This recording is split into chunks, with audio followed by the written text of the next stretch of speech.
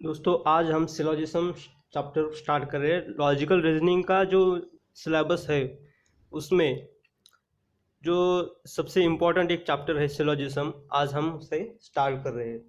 तो दोस्तों सिलोजिज्म बनाने की बहुत सारी जो पद्धति है, मतलब जो बहुत सारी मेथड है, लेकिन हम जिस मेथड का यूज़ कर रहे हैं वो सबसे यूनिक है और उस मेथड से कोई भी आपका क्वेश्चन एग्जाम में नहीं छूटेगा।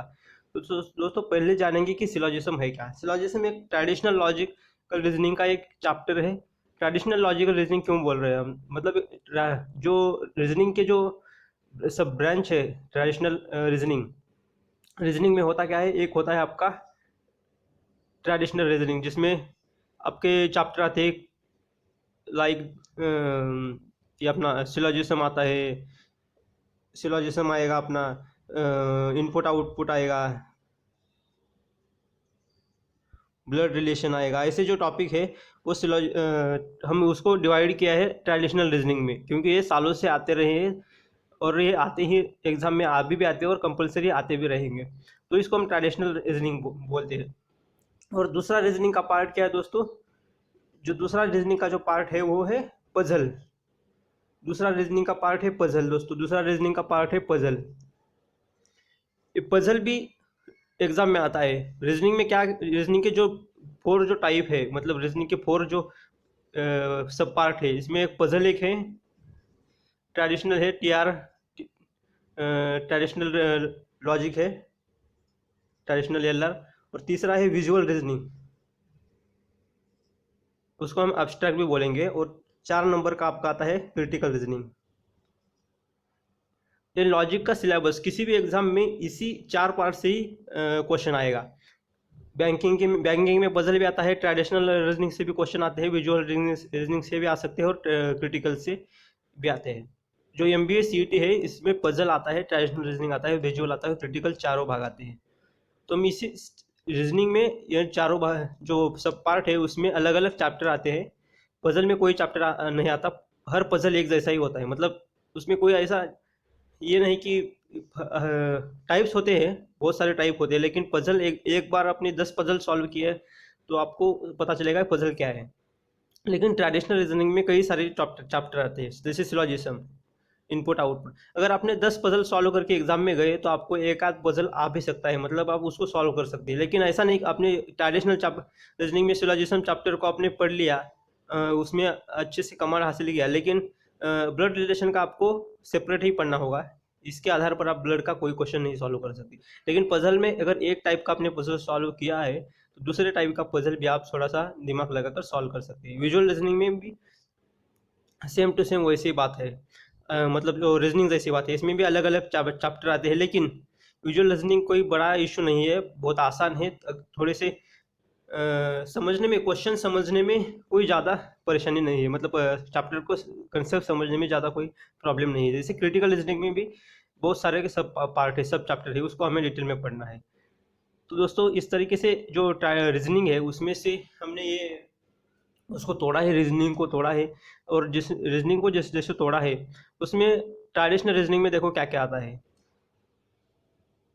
दोस्तों ट्रेडिशनल रीजनिंग में क्या आता है, हम उसको बोलेंगे TLR, हेडिंग लगाएंगे TLR, ऐसे लिखे हमने TLR। और उसमें क्या क्या आता है, कौन से चैप्टर आते हैं। पहला चैप्टर आता है, सबसे फेमस है ब्लड रिलेशन। ब्लड रिलेशन, उसको ब्लड रिलेशनशिप भी बोलते हैं, कुछ भी बोलते हैं, लेकिन हम उसे ब्लड रिलेशन बोल रहे हैं। दूसरा चैप्टर है उसके साथ वाला, एकदम उसके साथ रहते, क्वेश्चन भी एग्जाम में आएंगे तो उसके अगल बगल ही आएंगे। उसका नाम है डायरेक्शन एंड डिस्टेंस। इस चैप्टर को हम डायरेक्शन सेंस भी बोल सकते हैं, मतलब डायरेक्शन का जो सेंस होता है हमें जो लाइफ में, कौन सी डायरेक्शन किस तरह से, मतलब कहाँ है, हमें अगर सेंस है क्या। अगर एक्चुअल में देखा जाए तो लोगों को डायरेक्शन की सेंस नहीं है, मतलब लोग नॉर्थ को कभी, अभी बंद कमरे में अगर पूछा डायरेक्शन कौन सी किधर है, तो लोग नॉर्थ को साउथ बोलेंगे, साउथ को नॉर्थ बोलेंगे, वेस्ट को ईस्ट बोलेंगे, ईस्ट को वेस्ट बोलेंगे। सर डायरेक्शन सेंस ये आपको है क्या, मतलब ये एक चैप्टर है, इसका डेली लाइफ में कोई यूज़ नहीं है। रीजनिंग है आपका जो दिमाग की जो खोलता है, वो एग्जाम का सिलेबस है, इसलिए हमें इसको पढ़ना है। ब्लड का भी रिलेशन का भी कोई डेली लाइफ में यूज़ नहीं है, मतलब ये रीजनिंग का कोई यूज़ नहीं होता, सिर्फ वो अपने जो थिंकिंग प्रोसेस है, आपकी जो डिसीजन मेकिंग है, उसको क्या करती है, मतलब इम्प्रूव करती है, ऐसा कुछ तो होगा, इसलिए वो सिलेबस में रखा गया है। ये ब्लड रिलेशन एक चैप्टर है, डायरेक्शन सेंस डिस्टेंस चैप्टर है, तीसरा चैप्टर है coding and decoding. Coding and decoding भी बहुत ही फेमस चैप्टर है ट्रेडिशनल रीजनिंग में, मतलब ये एग्जाम में आता ही है, इससे क्वेश्चन बनेगा ही बनेगा। 4 नंबर का टॉपिक है इनपुट आउटपुट। 4 नंबर का टॉपिक है इनपुट आउटपुट। ये बहुत ही फेमस टॉपिक है, मतलब ये ट्रेडिशनल एलआर के सबसे इम्पोर्टेंट जो टॉपिक है उसमें से ये है। वैसे तो सभी चैप्टर इम्पोर्टेंट है, लेकिन ये जो मेजर क्वेश्चन जो आते हैं इन्हीं चैप्टर से आते हैं। ये 5 नंबर है आपका इनइक्वालिटी। आपको अगर कुछ बेसिक आइडिया नहीं तो कोई बात नहीं, हम जैसे जैसे चैप्टर में जाएंगे, मतलब एक एक चैप्टर हम लेंगे, उसमें आपको ये पता चलेगा। 6 नंबर का चैप्टर आता है तुम्हारा अल्फा न्यूमेरिक सीरीज।